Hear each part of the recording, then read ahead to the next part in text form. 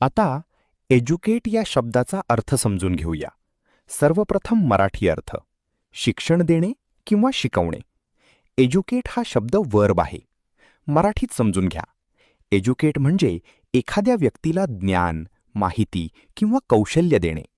शाळा, शिक्षक किंवा अनुभवातून जेव्हा आपण काही शिकतो किंवा शिकवतो तेव्हा एज्युकेट हा शब्द वापरतात. English meaning: to give knowledge or training to someone. आता सिनॉनिम्स पाहूया. टीच, इन्स्ट्रक्ट, ट्रेन हे शब्द शिकवणे किंवा ज्ञान देणे दर्शवतात. आता अँटॉनिम्स पाहूया. मिसलीड, इग्नोर हे शब्द चुकीचे मार्गदर्शन करणे किंवा दुर्लक्ष करणे दर्शवतात. आता उदाहरणे पाहूया.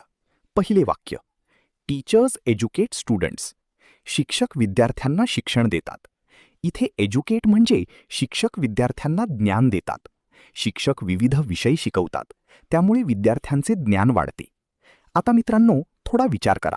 व्हिडिओ थांबवा आणि खालील प्रश्नाचे उत्तर कॉमेंटमध्ये लिहा.